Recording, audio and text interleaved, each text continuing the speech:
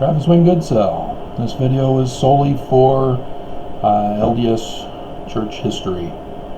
So I'm going to refrain from talking about the other stuff that's going on in the world right now. And in the church. Not too long ago, I realized that there are two Harmonies. Harmony Pennsylvanias. The main Harmony Pennsylvania is what I went off of in my book that I published about the church history from Joseph Sr. and Lucy Mack after they get married and are living in Vermont.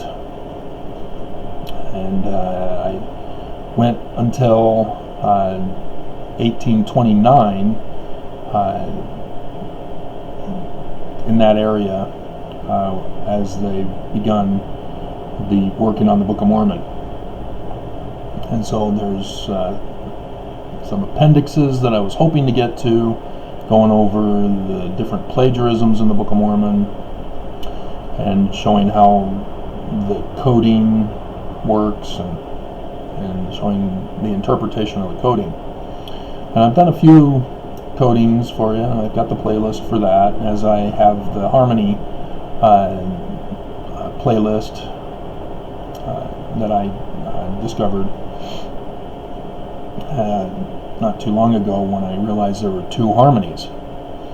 And so this one is going to go into a little more detail with the two Harmonies, and we'll be putting that playlist along with the real LDS history and also the Coopersmith Shop series, because they all tie together.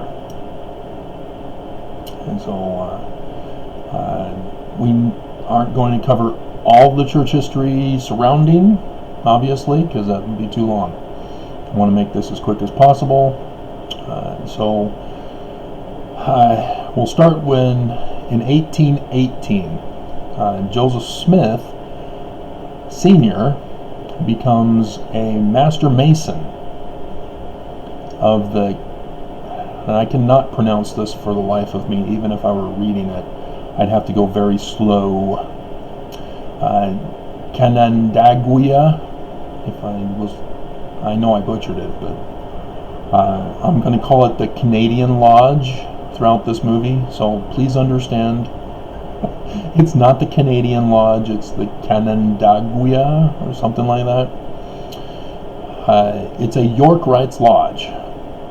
That needs to be understood, because I've found another surprise in LDS church history with the 1842 lodge that Joseph Smith became a Master Mason of, and it was Scottish Rites. So there's a big difference, and an understanding of this part of history will help understand why Joseph Smith thought it was okay to go to a Scottish lodge in 1842.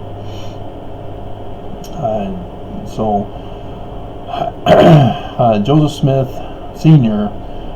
is a Master Mason in 1818, and the Canadian Lodge is directly south, almost, from Palmyra. And after he gets the rank of Master Mason and is in charge of the Canadian Lodge, he is then given the opportunity to run the farm in Manchester, just south of Palmyra, in between Palmyra and his Canadian Lodge. Smith Sr., being the father, gets to have the car in the family and the horse and carriage, and so he is able to take the horse and carriage to the Canadian Lodge to have the meetings for the Freemasons, as he's the overseer as the Master Mason. Hyrum Smith becomes a member of the Palmyra Lodge. So Joseph Smith Jr. does not get to be a Mason of any lodge, because you cannot be a lodge member in the same lodge with a family member. And that's why Joseph Smith and even Brigham Young did not become members of a Masonic lodge. Brigham Young's older brothers were able to become Master Mason, or become Masons in the various lodges where they were at growing up. And they are in districts. So there's like the Scottish Rites, where Brigham Young was, and then the York Rites, where the Smiths were, and then another Scottish Rites, and then Batavian Press is York Rites, that area.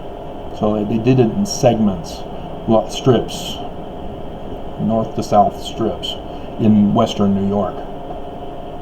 And during this time of great excitement,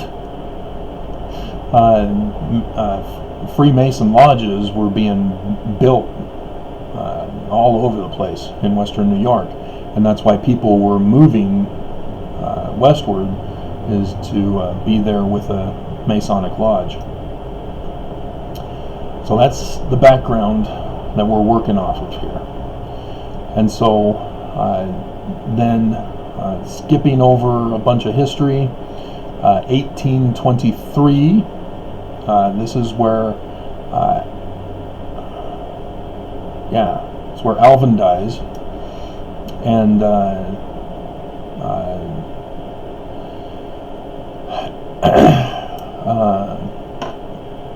pretty sure it's 1823, because that's also when Joseph Smith has his meeting with what Mormons we've all been led to believe is Moroni, but was actually Nephi, according to Joseph Smith.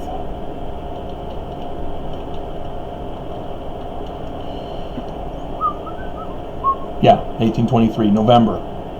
So,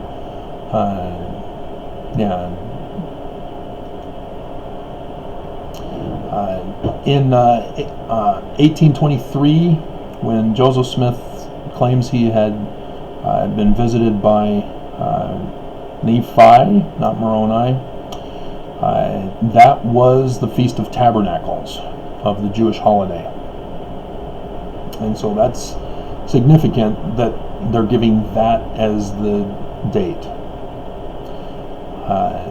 To have a messenger of the Lord on a Jewish holiday of the Feast of Gathering, who talks about the last days and the gathering of the elect. So not a coincidence that they use that date. In 1824, 23, Alvin died. Well, I won't get into that other history. 1824, Heber C. Kimball is talking decades later about 1824, and claims that in 1824 he went to Joseph Smith's lodge, Smith Sr.'s lodge, where Smith Sr. was in charge, and says that he applied at that lodge when he was living in Scottish Rites territory. He's claiming he went to Joseph Smith Sr.'s lodge in York territory. You can't switch over memberships or lodges, Freemason memberships. You have to stick with Scottish Rites your whole life. You can't go back and forth. You can't have membership in both. That's forbidden. And Heber C. Kimball says that he became a member of his lodge in the Scottish Rites territory in 1823. And so then the next year, and this comes to another point of fact for lodges, and I've gone over this, but you're not allowed to skip ranking. You have to take your time, show your loyalty and devotion to the Freemasonic Lodge, and then be approved by the members to advance in rank. And so for him to claim that he became a member of the first rank in 1823, and then in 1824 leaves his lodge to go to Smith's Yorkrights Lodge, and then asks to become a 7th rank in the Yorkrights, and that's the Royal Ark. And so he's lying, because you can't be that dense and miss that many details about what you did way back when. I mean, I had what I think were dreams, but they may have been real. But if they were real, how could they have been real? You know, I know that the one dream, as I was going to Sierra Vista Elementary School back when I was in early, like 2nd or 3rd, 4th grade, somewhere around that period. I remember a dream that I had going to the schoolyard and seeing dinosaurs chasing my family. I know that was a dream. But there was another one where I was in Michigan at Miller Elementary School, and it was with Beth, and I'm not going to go into that because it will make me cry. That I don't know. I hope it was a dream, but if it's a dream, why is a little boy having those kinds of dreams? But anyway, so there are some things that your memory can't be that off. I mean, yeah, I've seen my grandmother, when she was in the late stages of Alzheimer's, think that she had twins. But you know she's not telling the truth, that she's got some kind of problem, because she thinks she has twin babies that she needs to find. So this is what we're dealing with here. So unless Heber C. Kimball wants to confess that he had dementia when he made these claims about 1823 and 24, I think you understand where I'm going here. So he claims that he was approved, which means Smith Sr. approved. No, again, you have to show your loyalty, you have to show your certifications for the various rankings that you received, and confirm that you're of the Yorkrights and not the Scottish Rights, and that you are at the rank below, so that you can, and then the members have to know your loyalty and your confidence in the lodge, so that they can agree and approve your ranking, those who are of that ranking to make the approval. So he's lying. Heber C. Kimball is outright lying. So when you go to the Wikipedia page on Heber C. Kimball and you see that, he's lying. Lie, lie, lie. And I did that video on Heber C. Kimball. But he then says that, well, the records were all destroyed because of the anti-Mason movement. That was in 1826. And so obviously he's writing about this after Smith Sr. died in 1840. And so with the William Morgan incident,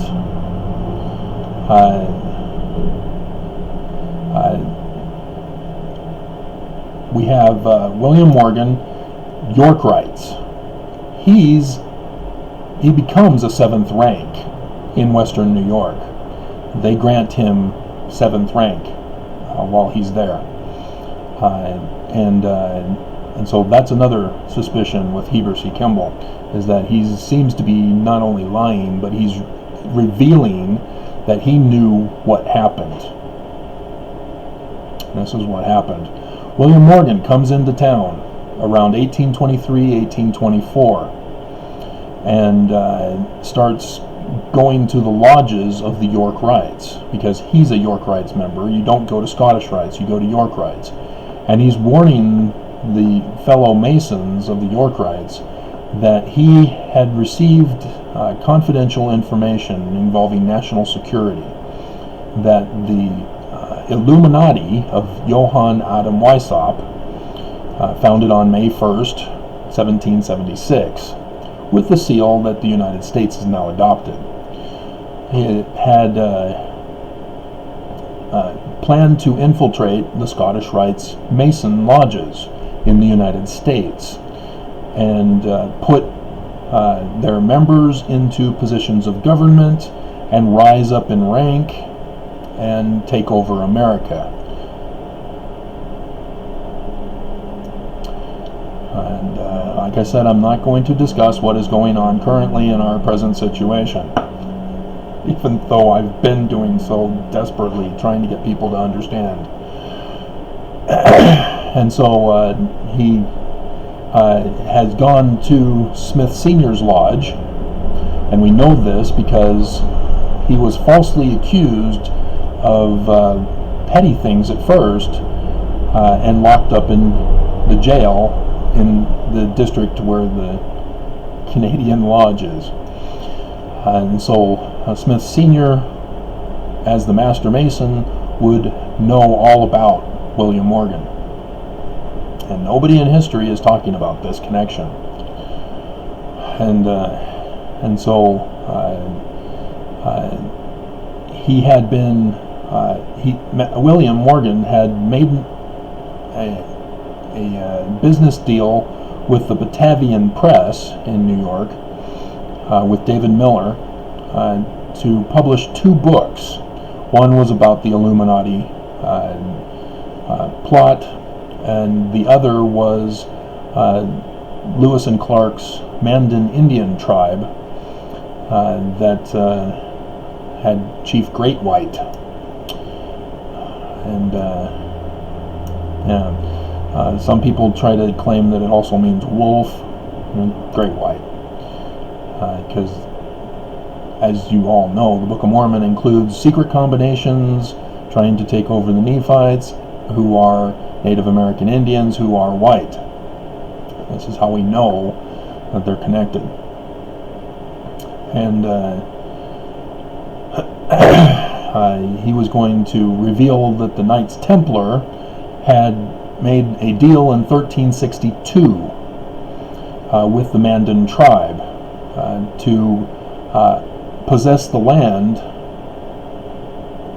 east from the Mandan tribe. So the eastern United States, the eastern half. And that was for a future time when settlement of the Americas would occur, and the Knights Templar could establish the New Jerusalem here in the Americas, in the East Coast. And there's lots of stuff that they know in regards to total solar eclipses that cross at a certain location, which is now called Little Egypt.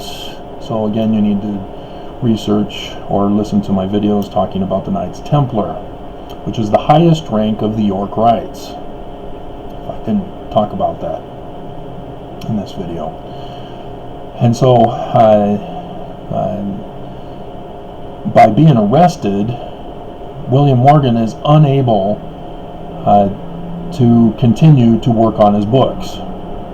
The process was you write it out on paper with the ink pens that you have to dip in the inkwell, and write them out first, and then you have a person who is hired to transfer the written pages onto copper plates for the print press to do the printing with, as the process was done back then. And so see, you already have it figured out how the Book of Mormon came about. And so Smith Sr., having a Cooper Smith shop, which was not only to make barrels for his own farm production, that they can have storage for the food that they produced on the farm. He also needed a way to make other money, and would make barrels for those who hired him to make a barrel. And so he would be able to get the parts. Now, a steel band or a wood band were used for normal food products and such, but you don't use gunpowder, especially with steel. And so you would need copper for the steel. And that's where I talk about the copper correction with the Coopersmith Shop series that I did. And so when I found that out, I made the adjustments, and it helped me understand better what was going on back then. And so with the threat to America, you need to arm your militias. And so the militias need gunpowder. Smith had a Coopersmith shop to make the barrels to hold the gunpowder, and thus be able to justify his increase in copper sales, copper purchases, so that he could also make the plates. As he took over the publication that William Morgan was intending to make, but had to leave because they kept arresting him, preventing him from completing his books. And so Smith Sr. Had his guys sneak him up into Canada, but up in Canada, William Morgan chose not to stay there and chose to leave the country altogether, and ended up in Honduras. But because of that anti-Mason movement, the Mason lodges were all burned down. That's why the Scottish Lodge members were very upset that their plans were thwarted and their temples were burned to the ground, and they wanted revenge. But Smith Sr. was able to acquire the copper necessary, as he was supplying barrels for the gunpowder of the militias in the area to raise up an army against this invading threat that William Morgan had talked about. And so with William Morgan out of the country now, Smith Sr., in order to work on the plates in the Cooper shop, had Joseph Smith Jr. knew of Martin Harris. He had worked for him before, and they wanted to use him for the money to publish the book, and so because Martin Harris was a member of the anti-Mason committee in Palmyra, which was just a short ways from the Cooper shop, Smith Sr. knew that he couldn't have the money find out what they were up to with the publication of the book. And so what they did instead was have Junior take Martin Harris to Harmony, Pennsylvania. And in Harmony, Pennsylvania, if you Google it on the maps, it's only one place. The other one does not exist. And you can say, well, names change over time, blah, blah, blah. Yes, that's true. But here's the thing, is that in Harmony, Pennsylvania, as we learn, Martin Harris helps with the 116 pages. Then there's a whole problem that occurs in 1828, in which Martin Harris is insistent on taking the pages back to Palmyra, and the wife is blamed in all this. She had nothing to do with it. He was an anti-Mason. That's what was going on.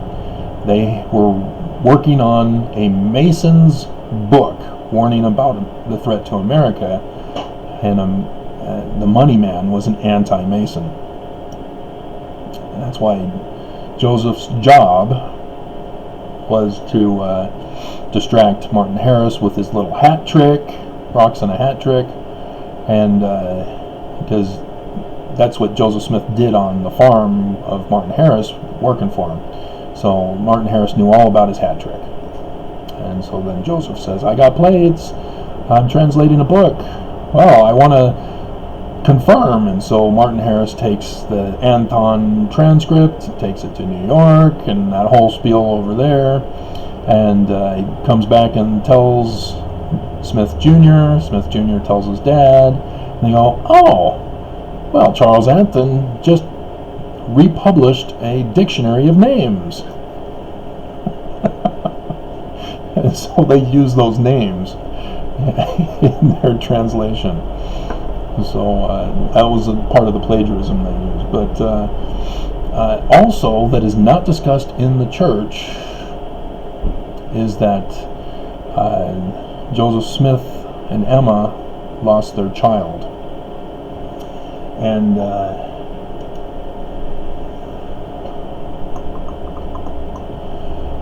they lost their firstborn. He died at that same time period that Martin Harris takes the 116 pages to Palmyra. And also the same time period where Joseph and Emma go to Emma's family's, the Hale family's Methodist church. Now this is where the other series on Harmony, Pennsylvania comes in. There is no Harmony, Pennsylvania, where the church is claiming there was a Harmony, Pennsylvania. There's a church that's listed in Google. It's Forest. And so I confirmed that there was one in the Pittsburgh area where Sidney Rigdon was, north of Pittsburgh. And so what happened was, because Joseph Smith got arrested in 1826, March of 1826, and it was over in the other area where the church set up their site. Why are you doing that? You shouldn't be doing that. And so the Methodists wanted nothing to do with Joseph and his glass-looking hat trick. And so the Hales, their daughter is a part of, she eloped with Joseph, so their daughter is also banned from the Methodist Church. And when you have a daughter and a son-in-law who are banned from the Methodist Church, guess what? Parents get blamed also. And so the parents also could no longer stay in the area. And they couldn't stay because of the Methodist banning. And thus, the reason why they transferred from that location in Harmony, Pennsylvania, to the other location, which was there was rivers going there and forests, and so there was a little opening where they rebuilt the parents' home, the Hales' parents' home, and Joseph and Emma built their home there also. Because, again, Joseph needed a place away from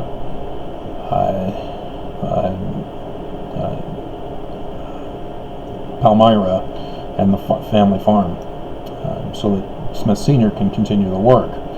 However, because of the screw-up that Joseph Jr. did in losing the 116 pages, Smith Sr. is furious. He's the Lord in coded messaging in Doctrine and Covenants section 3. And so the Lord is chastising Junior. It's Father chastising Junior.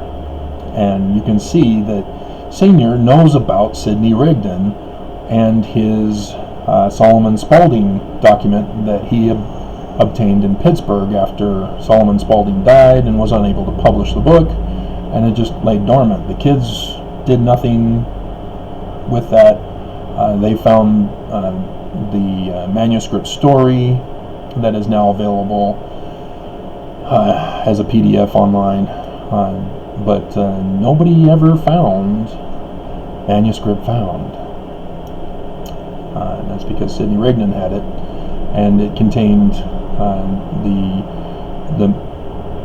story of the Jaredites, which were led by, I think, Nephi or Lehi, and then it would have been Lehi, and then the Nephites were led by Nephi.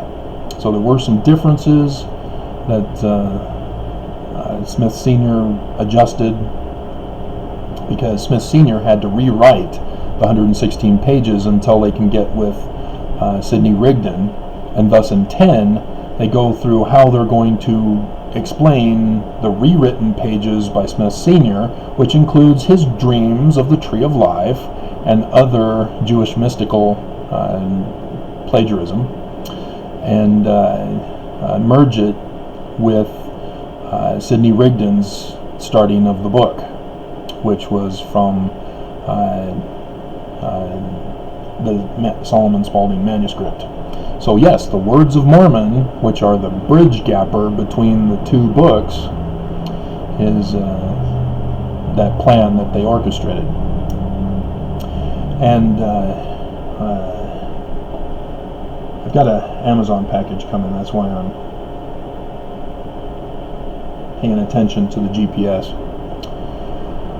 And so it's also going to hopefully keep me in a time limit. As I see, I'm over 30 minutes already. And so, because of being banned from Harmony, Pennsylvania, the Hales and Smith Jr. need a new place to live, so they go below the jail where Joseph Smith was arrested in Pennsylvania, not New York. And it's a little out-of-the-way place that nobody really goes to. It's a paradise. You got the river flowing right by and the forest area. It's a little alcove area, as I see today. The church had rebuilt it. Apparently there was a fire in the early 1900s, or was that when the church rebuilt? No, they rebuilt it in like the I can't remember. I'd have to recheck the notes that I did on that. But the original homes that were there were burned down, and the church rebuilt them. So they may not be accurate. The church was going off of one single picture. So, but that's where the church claims it was from the beginning. But the Methodists' involvement, which the church does not want to allow because of the first vision. Remember the first vision? Jesus comes down to Joseph Smith and says, don't join any other church, they're all wrong. And includes the Methodists. And yet Joseph Smith then goes and attends the Methodist meetings after the death of their son. And they get booted out. No, you will not become members, you will not attend our meetings. Get out. So, but I've already discussed the first vision and what that was all about. And so, that's when Oliver Cowdery then comes in, is that Smith Sr. has to redo the 116 pages. That's why he's pissed in section 3. And so they had to make arrangements with Sidney Rigdon, and make a deal, because they had no money to pay Sidney to do the work. So they needed some other deal. That's how they made arrangements for Sidney to turn their book publishing into an organization, to spread the book, but also provide a platform for Sidney Rigdon to continue to preach his sermons to a larger audience than his Kirtland congregation, with the Pratts that were involved there too. And so Oliver Cowdery then comes into the picture and is recorded as helping Joseph after the 116 pages are rewritten. And it's clear Oliver Cowdery was the go-between between Sidney Rigdon and Joseph Jr. in the new location where the church now claims was Harmony, Pennsylvania. And to go back and forth that way. And I'm not, because it's tough, because Martin Harris knew, and so he would have told his anti-Mason committee about it. That would have exposed Smith Sr.'s operation at the Cooper Smith shop. But if they isolate it to another location where Martin Harris does not know about now, that may left Smith Sr. to continue working on copper plates at the shop, while trying to still take care of the farm. And but there's not much of a need anymore for barrels with copper bands, and so that they have to be careful not to be exposed, because William Morgan had his life threatened. They were purposely locking him up time and time again to give him a message like the Mormon. I'm not going to get into current history. Talk about current events. I almost fell for it. But they were letting William Morgan know, under no certain terms, was he going to finish that book, the main one. They didn't care much for the Indian one, I would imagine, but he can't do both. He can't publish any of them if he's locked up in jail. And so that's why he was left the country. And so the Smiths don't want to get caught either and falsely arrested, which Joseph Smith gets arrested on numerous occasions, doesn't he? Yeah. There's certain Scottish Rites who infiltrated his organization, rose up the ranks, and eventually murdered him and took over, leading their merry little band into the desert of Utah. And so I exposed a little more on that one. But that's the additional Harmony, Pennsylvania information. And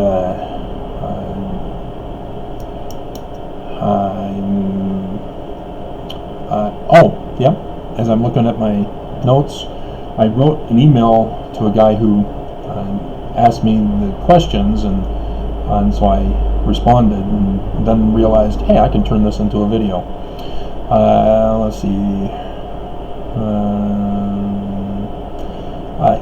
Smith Sr. learned how to make plates because of the counterfeiting education that he received with the New Israelites, with Justice Winchell, who joined and taught the New Israelite community there how to use rods to search for treasure, buried treasure, and also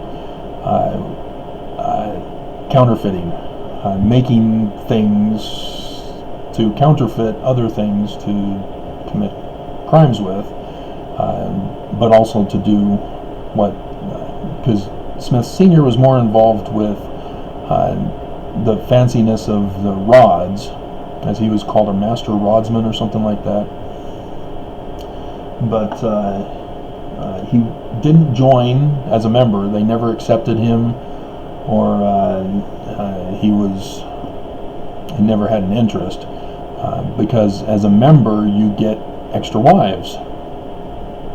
They practice polygamy. And so you can see from the Book of Mormon when they denounce polygamy 3 times. I keep having to emphasize that to Mormons and even critics, as the church is now saying, oh yeah, Joseph Smith was practicing polygamy, it was all in secret. No! The church is lying to us, because they're not the ones involved in the founding. And so that needs to be understood, where Joseph Smith Sr. got his ability to work on making plates for publication. And the Cowdreys as well, because they were there in Vermont with that organization. William Cowdrey was. And they of course taught their sons, and that's how Joseph Smith did his rock hat trick. That's all it was just a kid's trick. Smith Sr. never employed it really. There was a time when they moved to Palmyra that people claimed that they were looking around for buried treasure. Even Sr. was said to have been with Stoll. But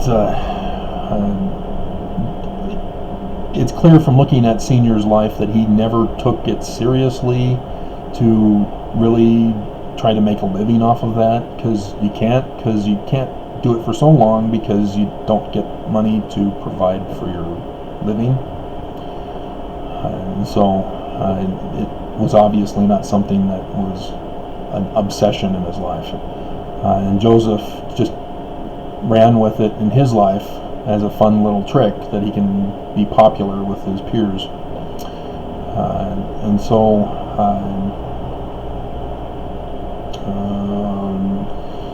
the other thing,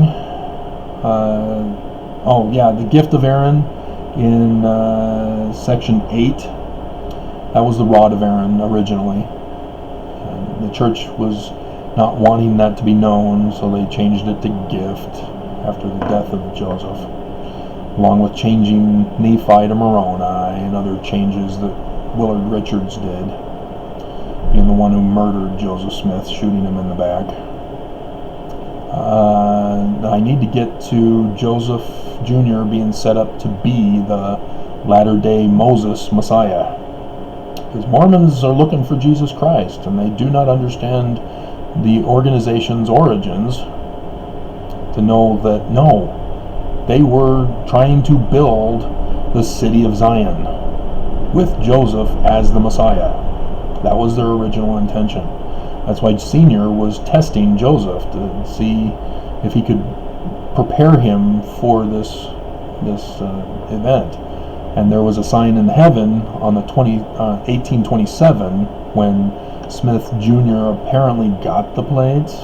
Now, look up Revelation 12, and you'll see what I mean by a sign in the heaven. The sign back on that date was close, but not exact. But that they thought it was, and began working on fulfilling Ezekiel 37 and other prophecies about the latter days connected to the Jews, because the Jews are not looking for the second coming of Jesus. They're looking for a man who will be the Messiah. And that's a big difference, and Mormons don't understand it because they want to be Christian. So, when they call the rod of Aaron the rod of Aaron, there's a reason, because Moses was told to go to Pharaoh and say, "Let my people go," and I'm slow of speech. No, he's not. It was something else. But the Lord gives Aaron to him, his brother, and so Moses is the Jewish symbol of who they're looking for. A man who will rise up against the government and become the King of Kings, Lord of Lords, the great high priest, Melchizedek. And so that's, I'm not going to get into current. And so Smith Sr. specifically was trying to prepare Junior to become the latter-day Moses, the latter-day Messiah, to build the kingdom of Zion in southern Illinois in the 1840 talk that Junior gives. And then also, Doctrine and Covenants, section 103, verse 16, therefore I will raise up unto my people a man who shall lead them like as Moses led the children of Israel. They're direct prophecies that it's a man coming, not Jesus Christ of the gospel narratives. And then, the president of the church is supposed to be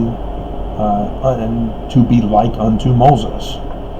The president of the office of the high priesthood is to preside over the whole church and to be like unto Moses, a seer, a revelator, translator, and a prophet, having all the gifts of God. Section 107, 91, 92. And so, no current events. So tempted. And so, Senior was training Junior to become this Messiah, and by distracting Martin Harris, and then he blew it, but Senior gave him a second chance, and it worked, and they were able to convince Martin Harris after the book was finished and say, here it is. And he sold the farm that was inherited to him, and they published the book called the Book of Mormon. All right, and so Oliver Cowdery was involved, and his contribution to the Book of Mormon was mainly the story of the Zoramites, with our doctrinal understanding of faith leading to fruit. If it doesn't lead to fruit, it's not faith. Faith without fruit is dead, and that comes from Oliver Cowdery. That's his contribution in the Book of Mormon. Whereas the rest of it was written by Sidney Rigdon, except for the replacement of the 116, which was done by Smith Sr. And so notice Hiram, the brother of Joseph Jr., and notice the themes of father and son having the same names. Significant. I'm not going to get into that here, but I've done it elsewhere. But Hiram also was a prophet, seer, and revelator. Not translator, but prophet, seer, and revelator with Joseph. Joseph had translator. So just like Moses and Aaron being brothers. Hiram was named after Hiram Abiff, spelled after Hiram Abiff until the anti-Mason movement, and they had to conceal his name with a different spelling to protect his life, because people would go, Hiram, that's the Freemason name. So, sort of like Nazi Germany. Nobody calls anybody Adolf or Hitler anymore because of what happened there. But there's a symbolic reasoning why the names are the same, and why Nephi, son of Nephi, meets with Jesus Christ, who comes to America, and asks him for the plates, the history of the people. Let's see.